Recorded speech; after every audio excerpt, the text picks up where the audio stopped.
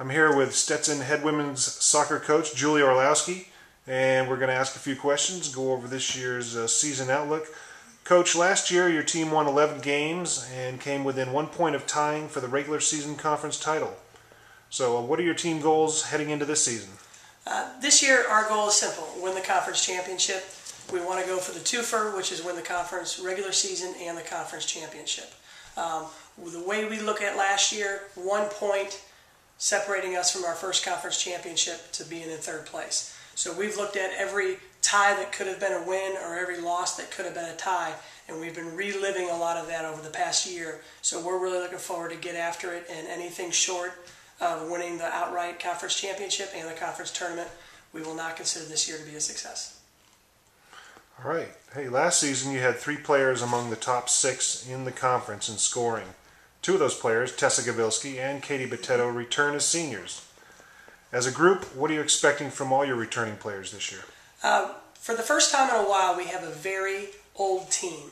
I believe we have 5 players on this year's squad that have started for 4 years. So a few years ago where we struggled a little bit because we had a lot of youth and we had a lot of hard learning curve, now we are a very old team and a very experienced team. So I expect our returners to really, get our underclassmen underway, get the freshmen initiated into our program and what the expectation is, and really lead us by example on and off the field to our ultimate goal at the end of the year.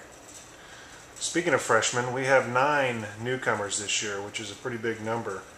What are your feelings about the incoming class and how they may be able to contribute this season as well as in the future? Well, going into our recruiting philosophy and our game plan, we realize what graduates this year. So I like to replace our seniors before they leave. So I know the seniors always like to hear that this time of year, but these are the players that are going to take over control of the program when they graduate. So bringing in a strong, deep class like we have this year really enables them to, learn how to be a college soccer athlete. And then when the pressure's on them next year, to have that underneath their belt is a great, opportunity for them for the future to learn from our current seniors.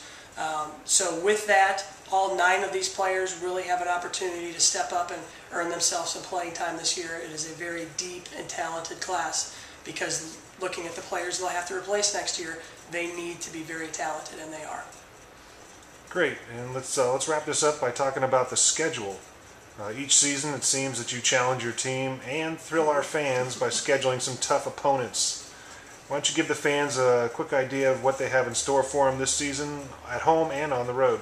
Well, at home we have 4 games before our conference schedule, which is always a very exciting time of year.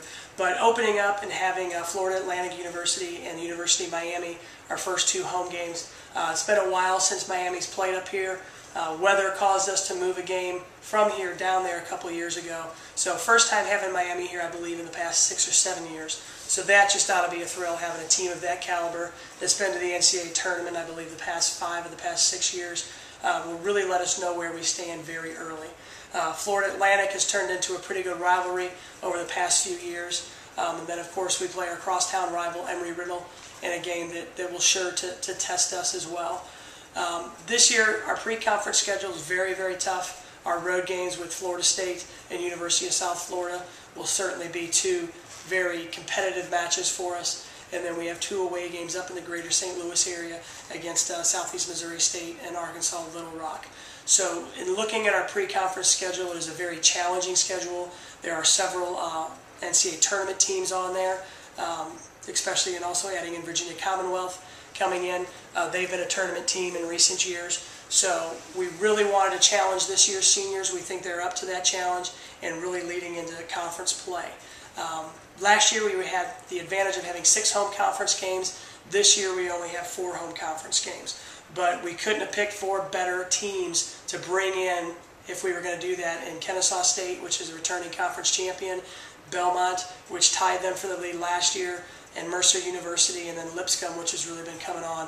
Those 4 quality home games for us in our conference should really get some excitement from the fans, because those are pretty high-level matches. You've got probably the top 3 of the top teams in the conference coming in this year.